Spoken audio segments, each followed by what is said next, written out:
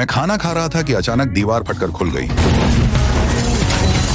पूरी तरह हथियारबंद सैनिकों की एक टुकड़ी उस दरार से अंदर घुस आई। मैंने अपनी चॉपस्टिक्स नीचे रखी और सबसे नजदीकी सैनिक को नीचे गिरा दिया। उसकी अपनी बंदूक की नली उसके सिर से सटाकर बाकियों से हथियार गिराने की मांग की। कोई नहीं हिला, इसलिए मैंने ट्रिगर दबा दिया। मुझे पता था कि वे मुझे गोली मारने की हिम्मत नहीं करेंगे। मेरा नाम ह्यूगो टोरोप है, एक रिटायर्ड मर्केनरी। मैं बाहर इंतजार कर रहे आर्मर्ड वाहन में चढ़ गया। गोरस्की मुझे एक लड़की को अमेरिका एस्कॉर्ट करने के लिए हायर करना चाहता था। पेआउट $500,000 था और उसने एक आइडेंटिटी चिप भी दी जो किसी भी पुलिस चेक पॉइंट को पार कर सकती थी। ड्रॉप ऑफ होने के बाद मैंने एक कार में स्विच किया जो हेलीकॉप्टर द्वारा गंतव्य तक एयरलिफ्ट की गई थी। सुबह तक मुझे कॉन्वेंट में पहुंचा दिया गया। जिस लड़की को मुझे एस्कॉर्ट करना था उसका नाम ऑनरोरा था और रेबेका नाम की एक नन हमारे साथ आ रही थी। हम तुरंत लोड हो गए और ट्रेन स्टेशन की ओर रवाना हो गए। आधे रास्ते में ऑनरोरा अचानक रुक गई और उल्टी दिशा में भागने लगी। रेबेका और मैं उसके पीछे गए, उसे वापस रास्ते पर लाने की कोशिश की, लेकिन वह हर कदम पर हमसे लड़ती रही और वापस जाने से इनकार कर दिया। बहस के बीच में ही ट्रेन स्टेशन उड़ गया।